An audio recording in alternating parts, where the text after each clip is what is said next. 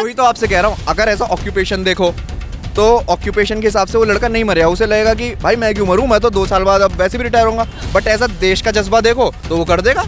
वो उसको 1 दिन का ड्यूटी मिलो, मुझे मिले 1 दिन के लिए देश के मरने के लिए मौका, मैं चला जाऊंगा जिसको मारना है। आप बताओ, यहाँ कोई निकले डिफेंस को लेके तो मैं वही तो कह रहा हूँ, हम इन दोनों चीज़ों को ओवरलैप कर रहे हैं, डिफेंस को और रोजगार को।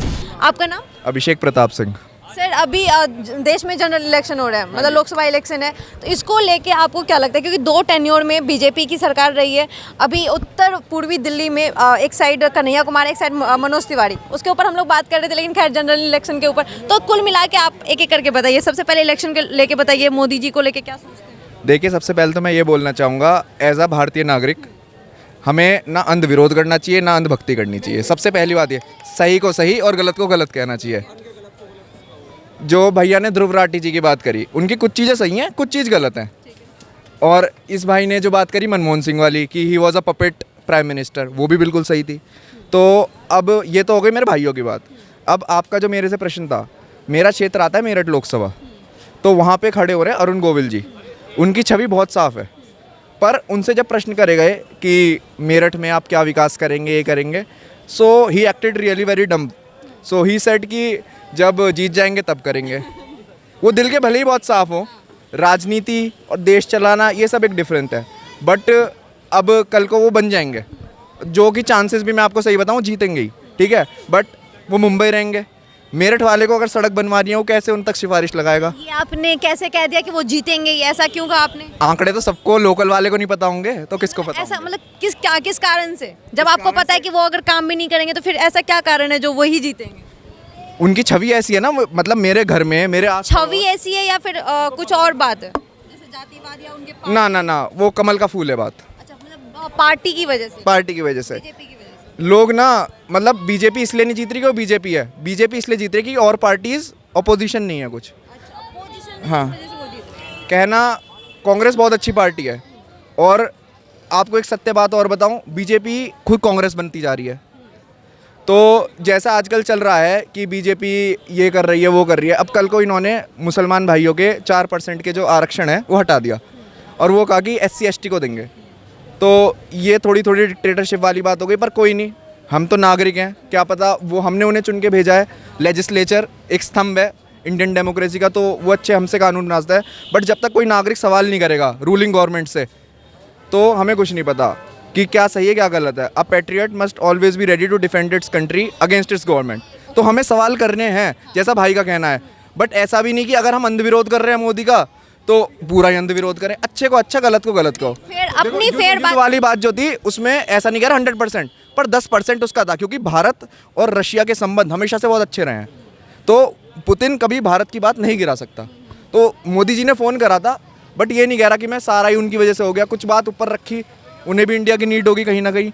अब आपका दूसरा प्रश्न क्या है? ठीक है, हम धरातल की बात करेंगे, चूंकि हम पब्लिक के बीच आए हैं, तो हम ये जानने की कोशिश करेंगे कि अभी जो युवा है, चूंकि इनसे पहले इनसे भी बात हुई है, तो बेरोजगारी को लेके या महंगाई को लेके आप क्या कहना चाहेंगे? देखिए, महंगाई बिल्कुल बढ़ी है। As a private corporate employee मैं बहुत ज़्यादा टैक्स देता हूँ, बहुत ज़्यादा टैक्स देता हूँ। एक कॉमन मुद्दा है जो एक नॉर्मल कम पढ़ा लिखा इंसान भी वो सोचता है कि जब हम कोई वाहन खरीदते हैं, फॉर एन एग्जांपल एक गाड़ी खरीदी, तुमने व्हीकल टैक्स दे दिया, पेट्रोल टैक्स दे दिया, तुमने रोड पे चल रहे हो तो तुम टोल टैक्स क्यों दो? फिर उसके बाद फिर मेंटेनेंस टैक्स दुनिया भर का, टोल टैक्स का ही, फिर दोबारा से इंश्योरेंस में भी 10 तरीके के, उसमें भी रोड टैक्स आता है। तो जब हमने सरकार चुनी है, वो टैक्स से बना रही है, तो उसमें 10 तरीके के टैक्स अलग अलग तरीके से क्यों चूसा जा रहा है इंसान को? एक चीज़ बताइए। महंगाई बिल्कुल बढ़ी है, बिल्कुल बढ़ी है।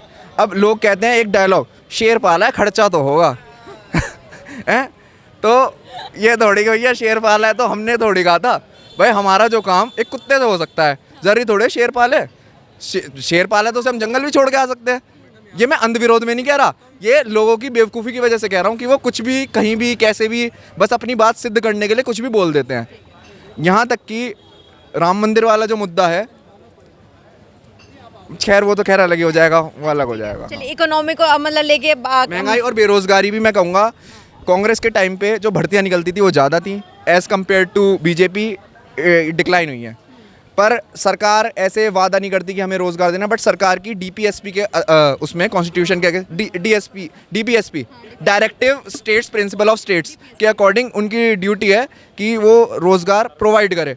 बट बढ़ती जनसंख्या, सरकार तो बढ़ा नहीं रही, हम लोग ही जनसंख्या बढ़ा रहे हैं, तो इसमें सरकार और नागरिक दोनों को मिलके चलना पड़ेगा देश के विकास के लिए। सवाल ये था कि जब वो 2014 में उसके बाद जब सरकार उनकी बनी तो उन्होंने ही 2 करोड़ रोजगार का वादा किया था। हाँ जी। तो उस हिसाब से उस वक्त भी पॉपुलेशन उसी हिसाब से थी, ऐसा नहीं था कि एकदम से बढ़ गया है। दूसरी बात ये कि 2 करोड़ वैकेंसी तो कम से कम उन्हें निकालनी चाहिए, और ये बात लगातार कांग्रेस हो या विपक्ष पार्टी इसी बात को लेकर मुद्दा बना रही है। तो क्या लग रहा है कि मतलब 2 करोड़ वैकेंसी नहीं निकाली और उसके बाद अगर ये कहा जा रहा है कि मतलब पॉपुलेशन बढ़ गया, तो ये सही लॉजिक है? नहीं, मैं ये कह रहा हूँ कि ये जो बढ़ती जनसंख्या है, उन्होंने क्या पता आंकड़े ना देखे हों कि फैक्टर हो सकता हाँ, है।